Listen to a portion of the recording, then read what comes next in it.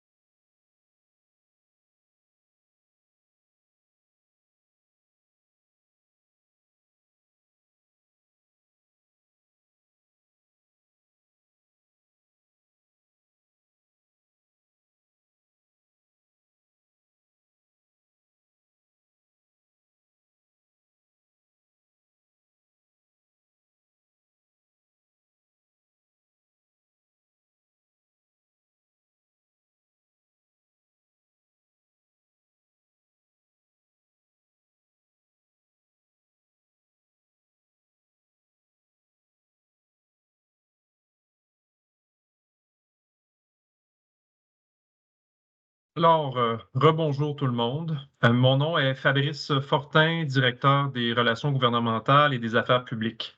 J'animerai aujourd'hui la présente séance. Je vous souhaite la bienvenue au webinaire sur le projet de loi 42, loi visant à prévenir et à combattre le harcèlement psychologique et la violence à caractère sexuel en milieu de travail, déposé le 23 novembre dernier par le ministre du Travail, M. Jean Boulet.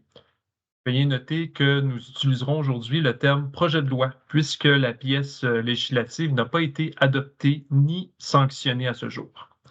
Avec ce projet de loi, le ministre souhaite rendre les milieux de travail plus sains, respectueux et sécuritaires.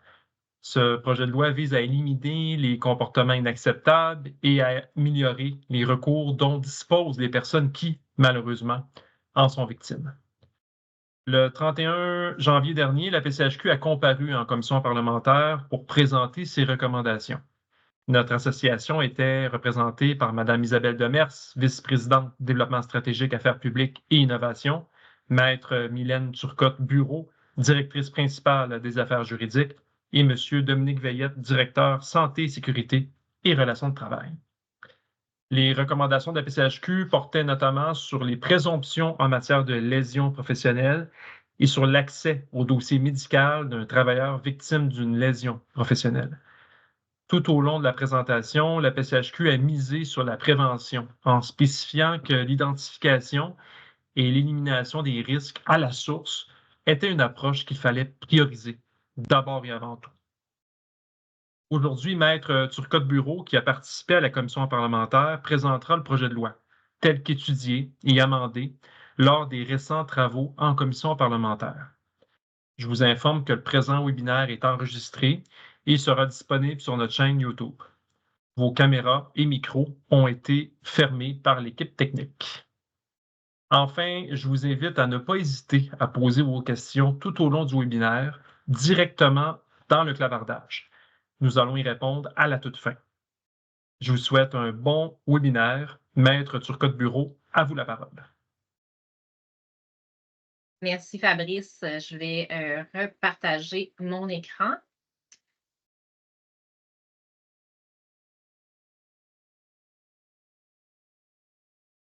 Tu peux me confirmer, Fabrice, que tout fonctionne? Ça fonctionne bien. Parfait. Alors, bonjour, bienvenue à vous tous qui êtes quand même présents en grand nombre aujourd'hui afin de parler du projet de loi 42 sur le harcèlement et la violence en milieu de travail. Le but du webinaire aujourd'hui, c'est de vous informer des prochaines obligations qui viendront en vigueur incessamment là, suite à l'adoption de la loi au cours des prochains jours, prochaines semaines, et quelles seront vos implications à titre d'entrepreneur, à titre d'employeur au sein de vos entreprises. Donc, on a prévu un webinaire d'une durée de 45 minutes. Je vais tenter de respecter le plus possible mon délai qui m'est alloué. Et par la suite, suivra une période de questions. Donc, n'hésitez pas, comme Fabrice l'a mentionné, à poser vos questions dans le clavardage. Je ne les verrai pas. Malheureusement, je projette sur 2 écrans. Ce sera à la toute fin que je pourrai y répondre directement. Donc, le PL 42, longue loi quand même qui concerne à prévenir et à combattre le harcèlement psychologique et la violence à caractère sexuel en milieu de travail. Et afin de vous situer avec les modifications législatives, je me suis permis de revenir un peu sur les évolutions de ces dispositions-là. Donc, évidemment, le harcèlement psychologique en milieu de travail ne date pas d'hier. On remonte évidemment en 2002, donc ça fait déjà près de 22 ans, où pour la première fois, le législateur s'est penché sur l'introduction de dispositions en matière d'harcèlement psychologique et il a inséré le tout dans la loi sur les normes du travail. La problématique était évidemment là depuis de nombreuses années. Ça faisait longtemps qu'on se questionnait comment intervenir pour rendre nos milieux de travail plus adéquats. Et la volonté du législateur à ce moment-là était d'enrayer la problématique. Donc, les définitions, les recours ont débuté en 2002. En 2018, on a eu une autre modification quand même relativement importante lorsque le législateur est venu ajouter une obligation à l'employeur d'implanter une politique en matière de prévention et de traitement des plaintes en matière d'harcèlement psychologique. Donc, depuis 2019, le 1er janvier 2019, c'est une obligation. Les employeurs doivent avoir une politique au sein de leur entreprise. Et c'est la CNESST qui veille à son application. Donc, l'application d'avoir une politique, le fait qu'elle soit bien publiée et connue des travailleurs et également si l'employeur renforce son application au sein de son entreprise. Le tout est évidemment sujet à sanction si jamais la CNESST faisait une vérification au sein de votre entreprise et qu'il n'y avait pas de politique écrite. Finalement, la dernière modification importante qui arrive, c'est le PL 42 qu'on vous présente aujourd'hui. Comme Fabrice vous l'a mentionné, la présentation par le ministre du Travail date de novembre 2023. En janvier 2024, j'ai eu la chance, avec certains de mes collègues, de participer aux consultations en commission parlementaire pour soumettre notre mémoire et nos recommandations. Et finalement, au courant du mois dernier, en février 2024, là, sur plusieurs semaines, les ministres, en fait, se sont mises à l'étude détaillée en commission de tous les articles proposés ainsi que des amendements et ont fait un dépôt du rapport à la commission. Donc, c'est la conjoncture, en fait, du projet de loi initial qui a été déposé en novembre 2023 et les derniers amendements qui nous ont été transmis que je vous présente aujourd'hui. Et éventuellement, les prochaines étapes sera à l'Assemblée de se prononcer sur les résultats des travaux et d'adopter le rapport de la commission pour finalement adopter le projet de loi qui deviendra là, la loi. La loi, notons que les articles du PL 42 seront insérés à même les lois qui les concernent. Donc, on parle des modifications ou des ajustements dans la loi sur les normes du travail, la loi sur la santé et sécurité du travail et la loi sur les accidents de travail et maladies professionnelles.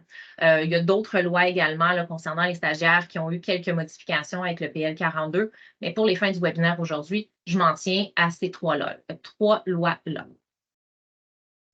Donc, le but du PL 42 et l'intention du législateur était de mettre la victime au cœur des préoccupations. Donc, dans le cadre de la présentation aujourd'hui, on verra les définitions déjà existantes, mais également les nouvelles définitions avec lesquelles on devra jouer, interpréter, appliquer. Par la suite, on va parler de la prévention parce que c'est là que les obligations de l'employeur seront les plus importantes et qu'il faut mettre les efforts nécessaires au cours des prochains mois pour se conformer à la loi. Donc, on parlera du harcèlement psychologique ou sexuel, mais également la violence, donc l'acte violent à caractère sexuel. Et on finira avec l'indemnisation des lésions que ça peut engendrer. J'ai indiqué lésion psychologique, mais ça pourrait être également une lésion d'ordre physique suite à un acte à caractère violent sexuel. Au niveau des définitions, donc, on a deux définitions. La première, le harcèlement psychologique, c'est une définition qui existe dans la loi à l'article 81.18 de la loi sur les normes du travail. C'est la définition du harcèlement psychologique et je vous emmène aux sections qui sont mises en grand. Donc, on parle d'une conduite vexatoire qui se manifeste soit par des comportements, paroles, actes, gestes répétés qui sont hostiles ou non désirés, laquelle porte atteinte au salarié et qui entraîne pour ce salarié un milieu de travail néfaste. Donc, on voit que la définition pour le harcèlement psychologique comprend 5 éléments. La conduite qui est vexatoire, le fait que ce soit hostile ou non désiré, le fait que ça porte atteinte, que ça engendre un milieu de travail néfaste et que le tout se manifeste évidemment par des comportements, des paroles ou des gestes. Une nouvelle définition qui est juste à côté, c'est la violence à caractère sexuel qui va voir le jour avec le PL 42 et l'amendement, l'adoption de la loi. Le tout sera inséré à partir de l'article 1 de la loi sur la santé et sécurité du travail et l'article 2 de la LATMP, il fera également référence. Donc, ici, on parle vraiment de toute forme de violence visant la sexualité ou toute autre inconduite qui se manifeste également par des gestes, pratiques, paroles, comportements ou attitudes à connotation sexuelle qui sont non désirés et qu'elles se produisent ou qu'elles se produisent à une seule occasion ou de manière répétée. Donc, l'atteinte à l'intégrité, on voit que l'atteinte à l'intégrité dans la nouvelle définition de violence à caractère sexuel n'a pas été repris. De un, pourquoi? Ben, l'article 1 et l'article 1 de la LSST et l'article 2 de la LATMP visent en fait souvent des lésions professionnelles qui seront engendrées. Donc, en soi, c'est déjà une atteinte à l'intégrité lorsqu'un travailleur va ressortir avec une lésion professionnelle, physique ou psychologique. Donc, on a évité la redondance, en fait, dans la définition. Également, une différence importante, c'est l'obligation. Il n'y a pas d'obligation de prouver, en vertu de la définition de la violence à caractère sexuel, qu'elle entraîne un milieu néfaste. Parce que, des fois, ça ne sera pas nécessairement au milieu de travail que les actes se produiront. Ça peut être des actes qui sont commis à l'extérieur du travail, dans le cadre d'activités sociales organisées par l'employeur avec d'autres collègues, ou même encore lors de covoiturage ou de raccompagnement. Donc, on n'a pas voulu limiter le tout au milieu de travail. Au niveau du harcèlement psychologique, donc je reviens au niveau de la définition. C'est une définition qu'on connaît depuis de nombreuses années, qui est appliquée par les tribunaux et c'est ce que l'employeur doit analyser, comme on le verra un peu plus tard lors de l'enquête, qui doit analyser est-ce que les critères sont tous présents. Donc, en termes d'harcèlement psychologique, simplement pour vous donner une idée, on peut parler de dénigrement ou le fait de rire d'une personne en raison d'un handicap, de son physique, de sa race. Ça peut être également d'envoyer promener un collègue de travail de manière récurrente, répétée, qui éventuellement lui emmènera un milieu de travail néfaste. Il ne se sentira évidemment pas bien de rentrer au travail, sachant que les gens soit rient de lui ou l'envoient promener ou encore le regardent avec dégoût. Ça peut constituer du harcèlement. Versus ce qu'on voit aussi dans certaines plaintes qui sont déposées, mais qui ne constituera pas d'harcèlement. On peut parler, par exemple, du droit de gérance de l'employeur. C'est quand même assez régulier, malheureusement. Il y a des plaintes qui sont déposées, par exemple, suite à une évaluation de performance négative d'un employé ou encore une décision de l'employeur quant au refus de vacances, refus qui serait totalement justifié en raison des besoins d'affaires, mais que l'employé n'est pas d'accord avec la décision qui lui est imposée. Ça peut être également de l'incivilité. L'incivilité n'est pas du harcèlement psychologique, bien que la différence, la ligne est très mince. L'incivilité va plutôt être le fait de ne pas saluer ses collègues. Donc, un employeur, par exemple, un boss qui rentrerait au travail sans saluer ses employés. Ou le fait de faire des gestes brusques comme rentrer dans un bureau sans cogner et d'interpeller un travailleur alors qu'il est occupé à faire autre chose. C'est une incivilité, c'est pas agréable de se le faire faire, mais est-ce que ça constitue du harcèlement? Bien, ça sera évidemment évalué en fonction des 5 critères qui sont énumérés. Finalement, on voit aussi les relations interpersonnelles difficiles entre deux collègues. Ça ne constitue pas nécessairement du harcèlement, même si deux personnes ne s'aiment pas ou ne s'apprécient pas. Donc, ce qu'il faut se rappeler, c'est que tant en vertu du harcèlement psychologique, c'est du cas par cas. Donc, il faut réellement évaluer chacun des gestes qui sont rapportés. Ça se peut que le cumul de l'ensemble des gestes, certains soient du harcèlement, d'autres soient de l'incivilité, des relations interpersonnelles difficiles. Et on devra juxtaposer le tout pour voir est-ce qu'on rentre dans la définition du harcèlement.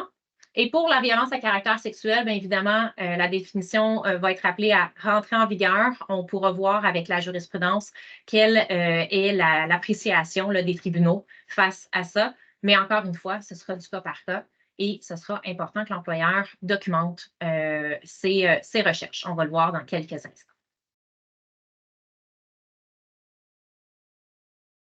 Le PL 42 met vraiment un emphase sur la prévention, prévention à laquelle la PCHQ, lors des recommandations et la commission parlementaire, on a d'emblée approuvé. Et la prévention passe avant tout par le programme de prévention qui est l'outil primordial en matière de santé et sécurité. Donc, programme de prévention ou plan d'action, on va voir la différence dans quelques instants, fait partie des 4 mécanismes, des 4 grands mécanismes de prévention. On le sait que les mécanismes de prévention ont été inclus par la modernisation en 2021 dernier, donc la loi modernisant le régime de santé et sécurité du travail, où c'est devenu obligatoire pour toute entreprise. Donc, on va parler d'un programme de prévention qui est obligatoire pour les entreprises qui ont 20 travailleurs ou plus, indépendamment du secteur d'activité. Pour ceux qui exercent en construction, vous le saviez, le programme de prévention était, en raison du secteur prioritaire, était un secteur où est-ce qu'on devait avoir un programme de prévention, où la PCHQ vous offre de tels modèles.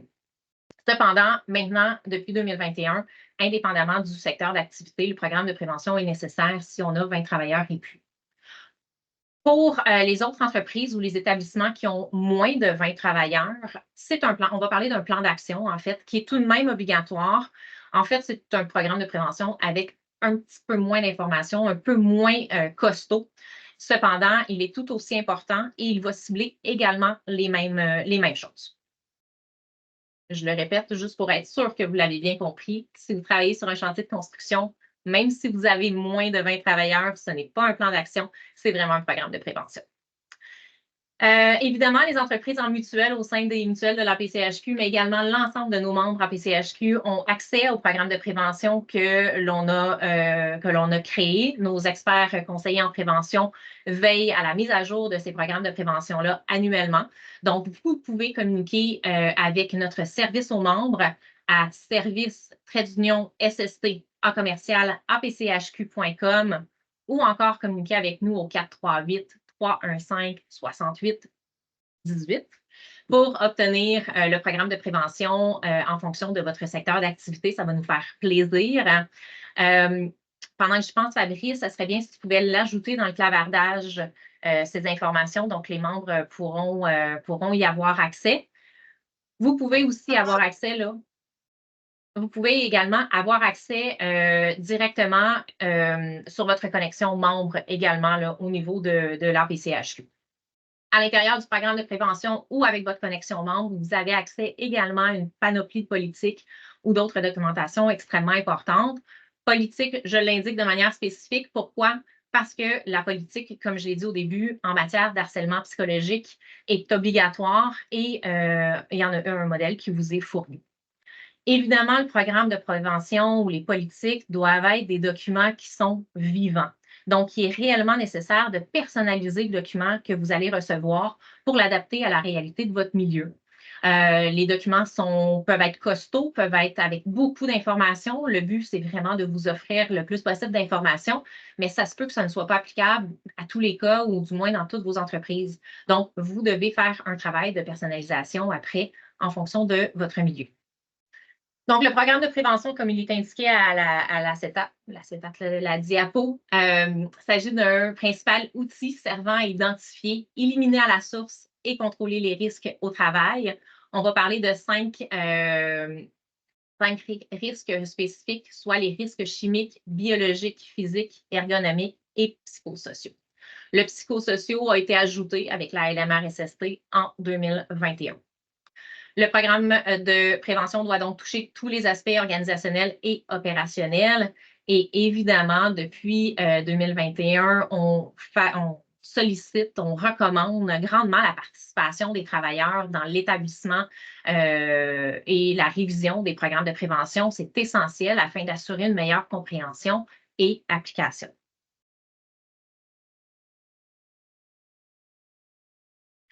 Donc, vous voyez, depuis le début, je fais le parallèle avec la loi sur les normes et les nouvelles dispositions qui vont rentrer en vigueur au niveau de la loi sur la santé et sécurité du travail et la TMP.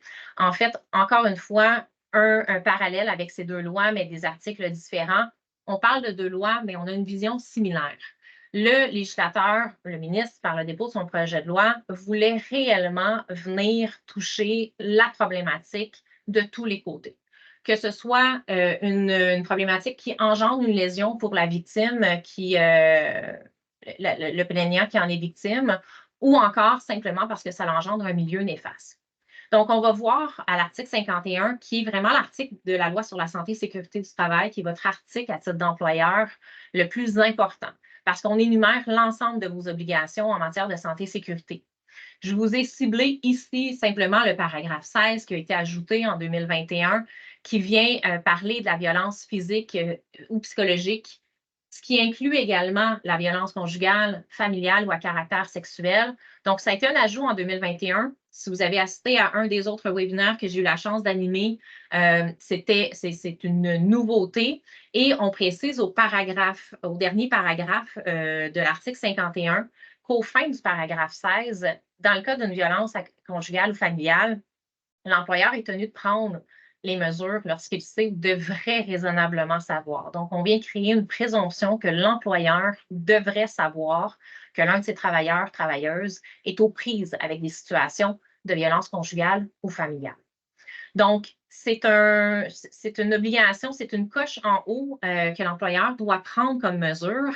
Et lors des webinaires précédents, ce que l'on proposait notamment pour mettre en place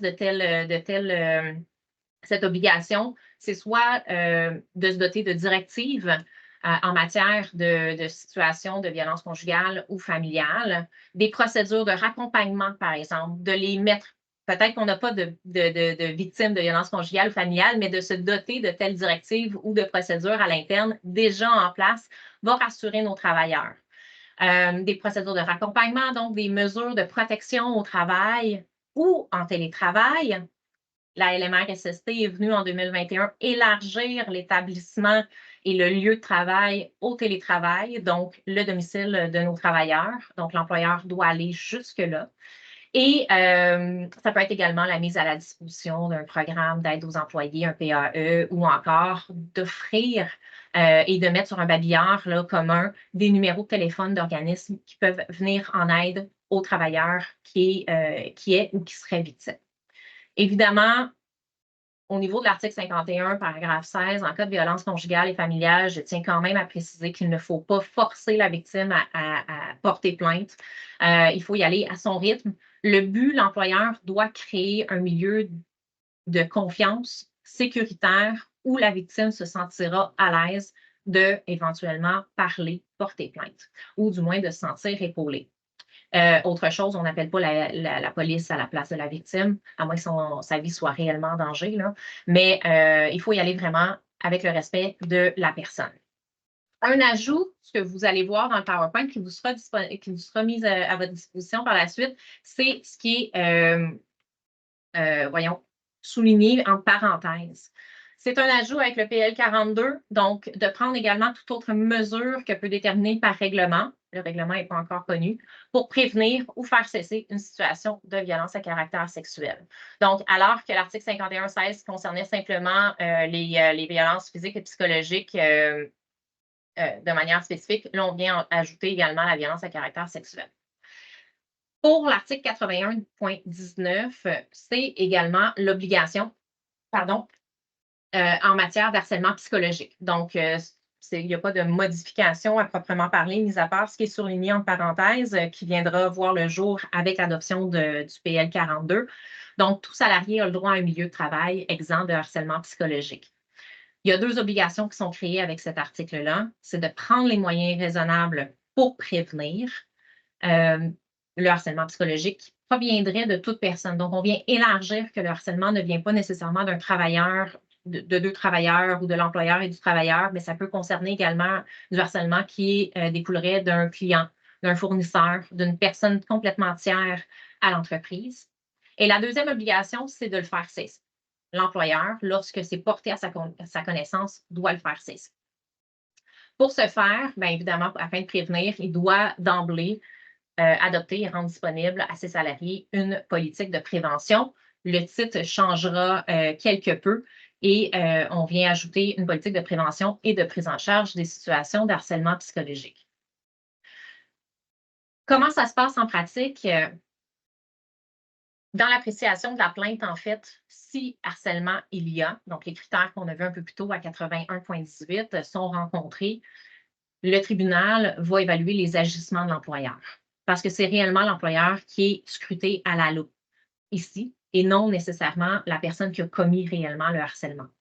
Est-ce que l'employeur a pris les moyens nécessaires, a mis en place des politiques au sein de son entreprise? Est-ce qu'il sensibilise, est-ce qu'il forme ses employés de manière régulière et rappelle les comportements qui sont attendus ou non acceptables en milieu de travail? Est-ce que l'employeur est proactif lorsqu'une plainte est portée à son attention et est-ce qu'il prend les mesures pour pouvoir y répondre rapidement? Est-ce qu'il a mis des mesures provisoires, préventives, le temps de faire notamment l'enquête? Et finalement, un des points importants, évidemment, c'est est-ce que la plainte a été portée à son attention? Parce qu'évidemment, si la plainte n'a jamais été portée à son attention et le travailleur ne fait que déposer la plainte directement devant l'organisme, bien, l'employeur est quand même brimé dans la moitié de ses obligations, soit son obligation de la faire cesser. Si l'employeur a respecté tout ça, malgré que ce soit un harcèlement psychologique, que les critères soient rencontrés, la plainte serait rejetée parce que c'est réellement les agissements de l'employeur, je le répète, qui sont évalués. Qu'est-ce que ça va emmener avec l'article, le PL 42? Je vous ai mentionné que la politique de prévention et de prise en charge va être modifiée. Donc, actuellement, c'est une politique de prévention et de traitement de plaintes d'harcèlement psychologique. Le titre va changer et on va venir ajouter, en fait, des obligations spécifiques dans la politique qu'elle devra inclure. On parle de 7 nouveautés dans le document de la politique. Donc, la politique devra d'emblée être incluse dans le programme de prévention ou dans le plan d'action. Des fois, on l'a à part, donc ça devra être inclus. Et là, on énumère une série d'obligations à respecter. Soit que la politique va concerner les méthodes et les techniques utilisées pour identifier, contrôler, éliminer les risques d'harcèlement psychologique. Quels sont les programmes d'information ou de formation spécifiques en matière de prévention d'harcèlement qui sont mis à la disposition des salariés et des personnes désignées par l'employeur?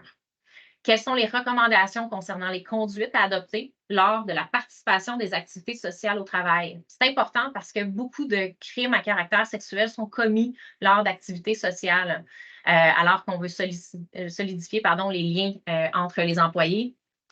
Malheureusement, il y a des comportements reprochables qui sont commis. Les modalités applicables pour faire une plainte ou le signalement à l'employeur. Donc, on veut vraiment créer un environnement de confiance pour le plaignant ou encore un témoin qui aurait été victime d'un tel comportement et qui veut faire un signalement à l'employeur. On va également parler des mesures visant à protéger les personnes concernées suite à une situation de harcèlement psychologique. Quel est le processus de prise en charge d'une telle situation par l'employeur? Ça pourrait inclure également le processus d'enquête.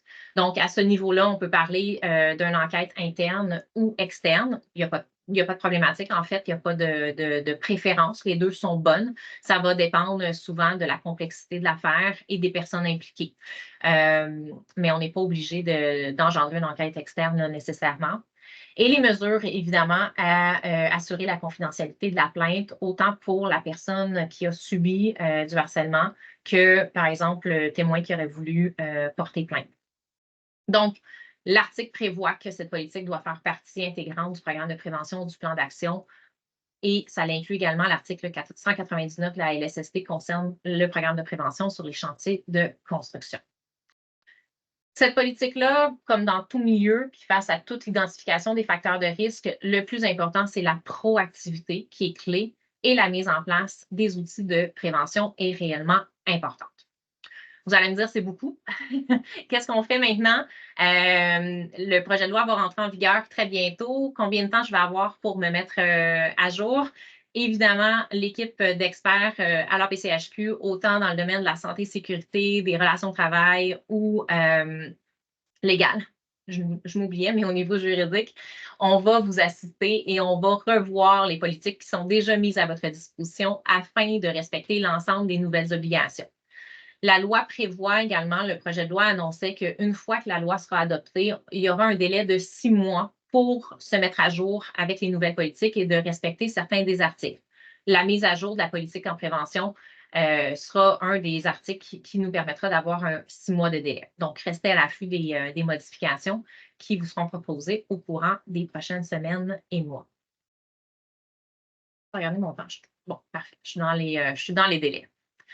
On a parlé du recours de l'employeur. Donc, qu'est-ce qu'il devait faire? Il doit être proactif. Et lorsque une plainte est portée à son attention, qu'est-ce qu'il doit faire? Bien, évidemment, c'est l'enquête. L'enquête est primordiale lorsqu'une situation est portée à son attention, que la situation vienne de la victime elle-même, d'un témoin ou de toute autre personne. L'employeur doit faire cesser l'acte. Et c'est ça qu'on va regarder. Donc, brièvement, il va recevoir la plainte. Idéalement, il faudrait qu'il rencontre le plaignant ou la victime, si ce n'est pas la même personne, pour aller recueillir les faits qui sont reprochés.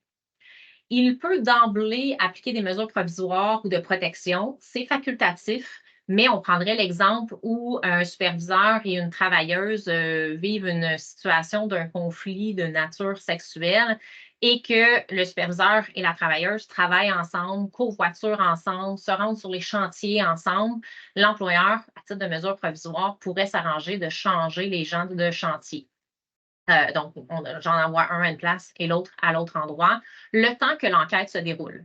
Peut-être qu'au final, l'enquête n'aboutira à rien. Peut-être que les plaintes ne sont pas fondées. Mais à ce stade-ci, de manière provisoire et de protection, on veut vraiment protéger la victime pour, de un, l'appeler à venir porter plainte, mais également la rassurer qu'elle sera appuyée dans ses démarches.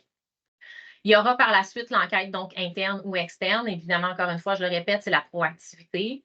Selon la complexité ou les personnes impliquées, on pourrait faire affaire avec une firme. Plusieurs se sont spécialisés au cours des dernières années là, à des enquêtes en matière d'harcèlement psychologique. Et finalement, l'employeur doit émettre les conclusions de son enquête. Donc, est-ce que, selon lui, il s'agit, selon les critères de la loi, d'une plainte qui est fondée et ou non? Et est-ce qu'il doit appliquer des mesures de représailles, par exemple, contre l'agresseur, ça peut être une femme également. Donc, c'est le processus d'enquête. Le but puis l'objectif, je le rappelle, du PL 42 est d'amener les victimes puis les plaignants à dénoncer les situations en établissement, en environnement de confiance. On doit à tout prix, à titre d'employeur, ridiculiser l'événement ou diminuer l'importance accordée par le plaignant aux faits. C'est pas parce que nous, on ne le vit pas. En fait, on ne le vit pas de la même manière que le plaignant ou la victime ici. Donc, il faut vraiment éviter de se mettre à la même place et de ridiculiser le tout. Il faut accorder un sérieux au processus, le temps que ça prend, pour que le tout là, porte fruit. L'employeur devra rencontrer également les autres personnes s'il y a d'autres personnes qui sont ciblées par la plainte, qui auraient également été témoins des faits. Et il devra déterminer si les critères du harcèlement sont présents dans tout ça.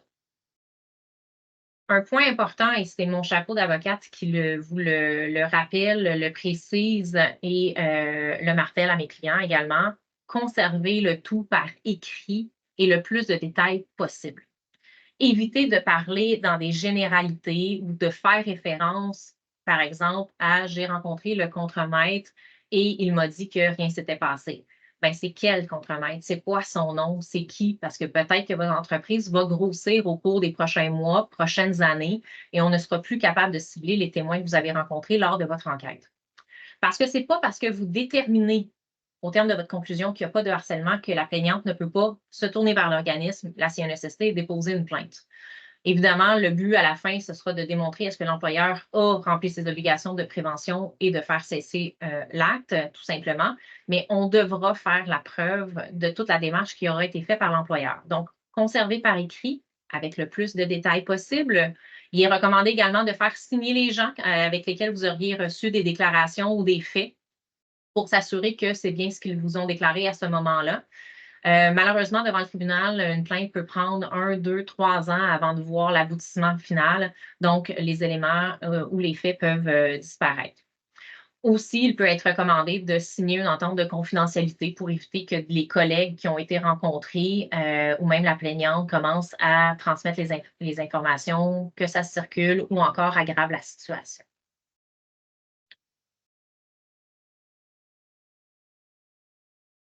La violence à caractère sexuel et la lésion professionnelle. Donc, ce qu'on vient de voir, la première partie, puis là, il nous reste 2 diapos, en fait, pour le restant de la rencontre. La première partie qu'on vient de voir sont vraiment les obligations de l'employeur en matière de prévention. Donc, On doit se doter de politiques, elles doivent être mises à jour. Le programme de prévention doit être mis à jour également. On doit s'assurer que le programme il est vivant, représente réellement notre réalité du milieu. On doit favoriser et sensibiliser nos travailleurs également au comportement attendu et favoriser un environnement sécuritaire, sain et de confidence pour les victimes qui veulent faire plainte.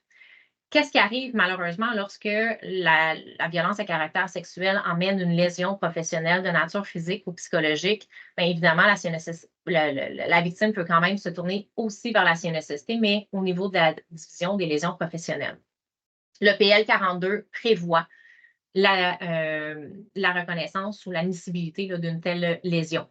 Donc, c'est toujours la définition que je vous ai remise ici, qu'on a vu un peu plus tôt, de la violence à caractère sexuel. Et pourquoi le législateur a voulu s'attaquer à ces crimes-là, à ces actes-là de manière spécifique?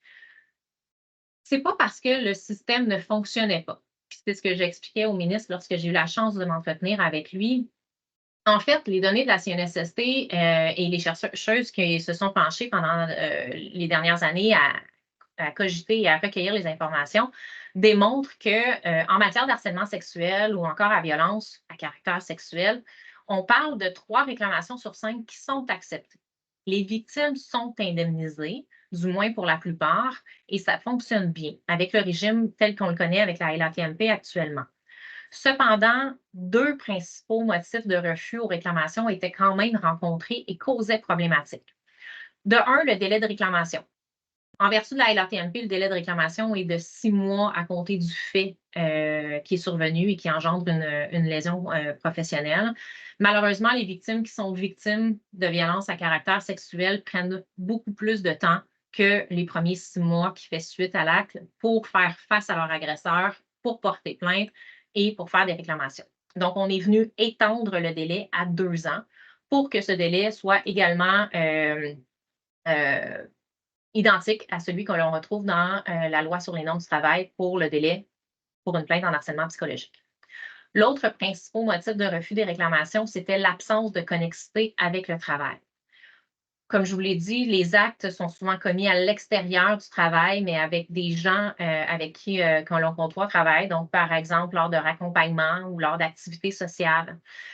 Pour répondre à cette problématique-là, le législateur est venu créer une présomption additionnelle qu'on va retrouver à l'article 28.0.1 de la prochaine loi, où on va venir présumer qu'une blessure ou une maladie d'un travailleur est présumée être survenue par le fait ou à l'occasion du travail lorsqu'elle résulte de la violence à caractère sexuel subie par ce dernier et qu'elle est commise par son employeur, l'un des dirigeants ou encore l'un des travailleurs au service, dont le service est utilisé par cet employeur-là. Donc, il y a une présomption en faveur de la plaignante, plaignante qui déposeront une réclamation auprès de la CNSST qui va lui permettre, lui faciliter en fait la preuve et lui permettre une indemnisation en vertu de la CNSST. Donc, c'est vraiment pour favoriser la dénonciation puis faciliter la reconnaissance de l'indemnisation, pour inciter les victimes à ne pas avoir peur à s'adresser à des organismes, même si ça fait longtemps, pour vraiment se sortir de ce fléau que l'acte peut leur générer.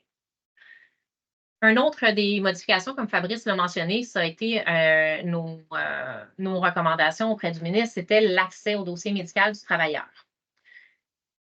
Avec l'entrée en vigueur du PL 42, malheureusement, il y aura des modifications au niveau de la gestion des dossiers de lésions professionnelles qui sera à prévoir. Et le législateur a utilisé en fait le PL 42 qui vise en fait simplement des actes à violence à caractère sexuel pour venir élargir certaines restrictions aux accès des dossiers médicaux des travailleurs qui sont actuellement sur la CNSST. Donc, il faut comprendre que les restrictions qui seront imposées vont concerner tout dossier, indépendamment de la nature de la lésion professionnelle. Donc, un travailleur qui a subi une entorse lombaire parce qu'il a mal levé une charge de travail ou la victime d'un acte à caractère sexuel qui a développé un trouble d'adaptation. Donc, indépendamment de la nature de la lésion professionnelle, l'accès au dossier médical sera restreint à un médecin désigné. Donc, il faudra passer par des médecins désignés pour obtenir un bref résumé des données qui se retrouvent dans le dossier, mais copie de ce dossier-là ne sera plus accessible autant par l'employeur que les gestionnaires de lésions professionnelles. Ça aura évidemment un impact au niveau de la gestion même de ces dossiers-là, de ces dossiers de lésions professionnelles. Ça pourra augmenter de manière considérable les contestations éventuellement.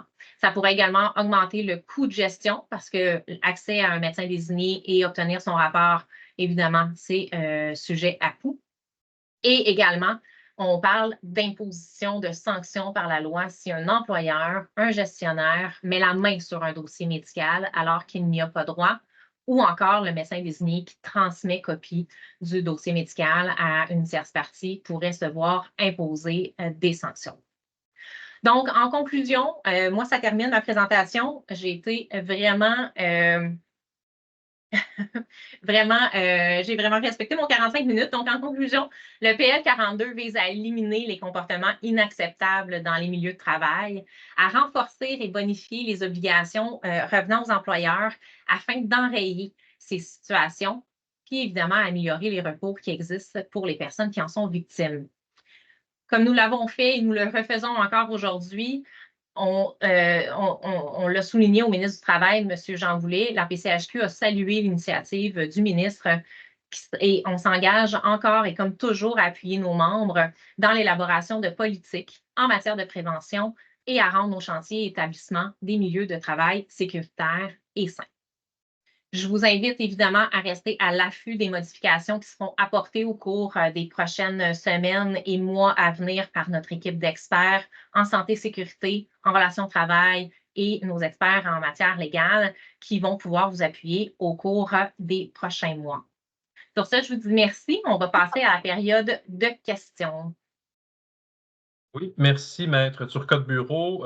Maintenant, je vais prendre les questions. Il y a un certain délai entre l'envoi de la question et la parution de la question. Donc, une première question, est-ce limité à des activités professionnelles ou extra-professionnelles ou est-ce aussi large qu'une activité non organisée par l'organisation comme un party entre employés?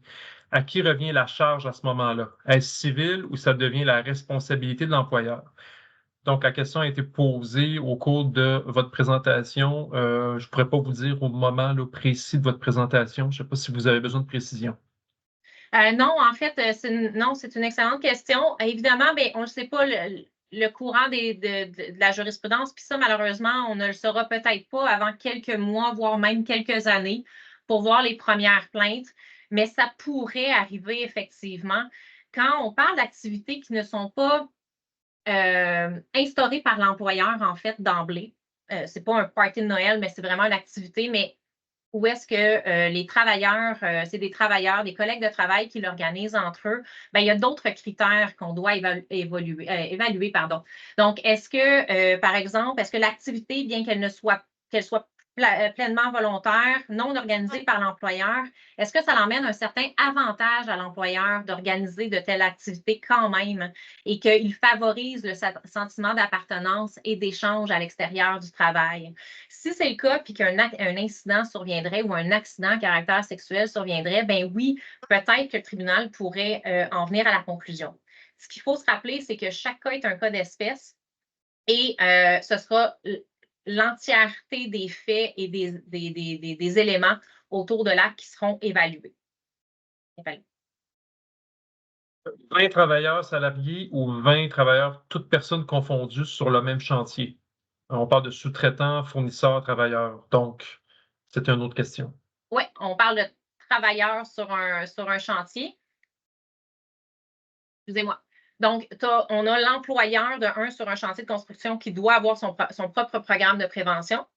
Et par la suite, sur un chantier de construction, on n'oubliera pas, il y a un maître d'œuvre qui va gérer le tout et qui devra lui aussi avoir un programme de prévention. Donc, on a beaucoup de programmes de prévention sur un chantier de construction. Le maître d'œuvre va devoir inclure celui de ses sous-traitants et agencer tout ça. Donc, peut-être que je ne réponds pas tout à fait à la question, mais si vous avez vos travailleurs, que vous en ayez 5, que vous en ayez 20, vous devez avoir votre programme de prévention, mais il est possible que vous allez devoir en appliquer un deuxième qui va venir de votre maître d'œuvre également. vous ne vous en sortez pas, vous avez un programme de prévention. Parfait. Est-ce que le nouveau modèle de politique de prévention avec les nouvelles mesures sera disponible sur la PCHQ afin que nous puissions le mettre à nos couleurs sans partir de zéro? Oui, tout à fait, tout à fait. C'est le but, en fait, de vous aider parce que les obligations sont quand même importantes. On parle de sept obligations additionnelles qui vont rentrer en vigueur avec la nouvelle loi. Donc, le tout sera revu au cours des prochaines semaines et mois. Et restez à l'affût, que ce soit dans nos infos à PCHQ ou nos envois particuliers à nos membres, vous allez être informés quand pouvoir venir télécharger et prendre nos modèles et les adapter à votre milieu. Quel est le délai raisonnable que la CNESST nous donne pour inclure cette politique à notre quotidien? Ça sera, ben, en fait, vous avez 6 mois pour vous doter de la politique. Après le délai de 6 mois, non seulement la politique doit exister, mais avoir été également transmise à vos travailleurs et doit être mise en application. Une politique, juste pour avoir une politique dans nos documents, mais on ne sensibilise pas nos travailleurs, on ne les informe pas, ne donne absolument rien. Donc, il faut vraiment faire tout ce travail-là à l'intérieur du 6 mois qui va suivre là, et que le tout soit en vigueur et d'application.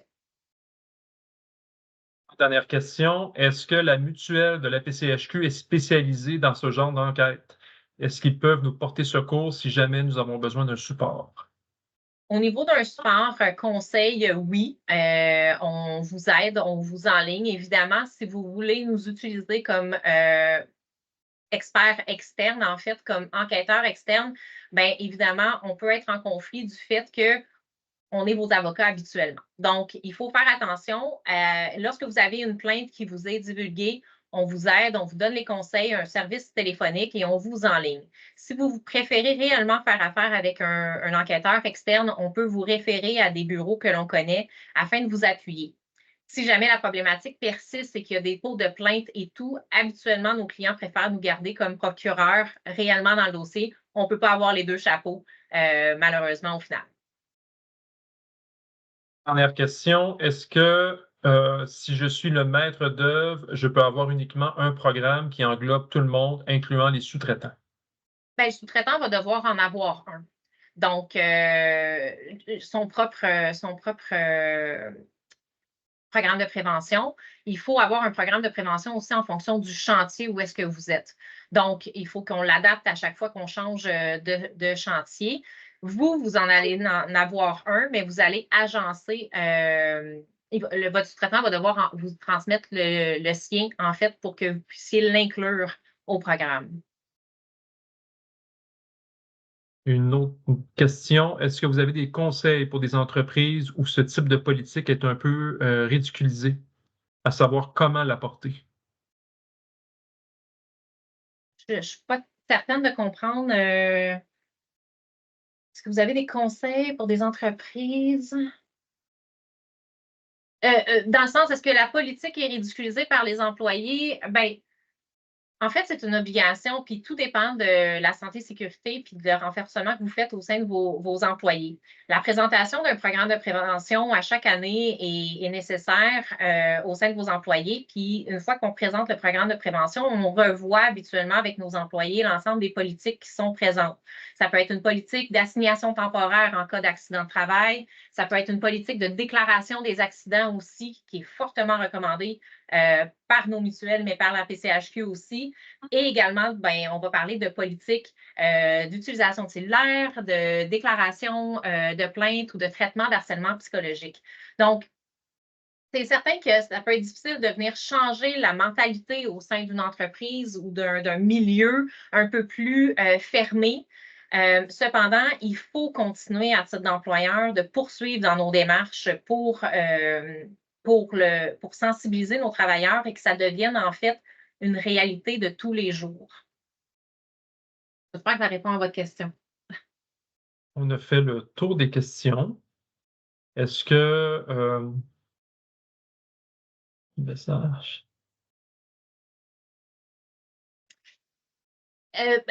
Si jamais vos employés, en fait, ça ne les dérange pas, ben, ce que je vous recommande, c'est de leur faire signer les fameuses politiques ou le programme de prévention. De toute façon, au niveau du programme de prévention, c'est obligatoire. Au niveau des politiques, de leur faire signer comme quoi vous leur avez montré et également qu'ils en ont pris connaissance. En signant un document qui dit que j'en ai pris connaissance, en fait, j'engage moi aussi à titre de travailleur ma propre responsabilité. Le fait d'être proactif aussi et de le faire régulièrement va démontrer, du moins pour l'employeur, du côté de l'employeur, qu'on respecte nos obligations et qu'on tente de renforcer le tout. Et n'oubliez jamais qu'en matière de droit de gérance, les sanctions peuvent être imposées. Donc, c'est de renforcer le côté disciplinaire et les attentes qu'on a auprès de nos travailleurs qui va vraiment venir boucler la boucle et démontrer que l'employeur a vraiment fait le tour de ses obligations. Donc, ça devient notre Donc, diligence raisonnable, la signature. ben, c'est un moyen parmi tant d'autres qui va démontrer que vous rencontrez votre responsabilité, effectivement.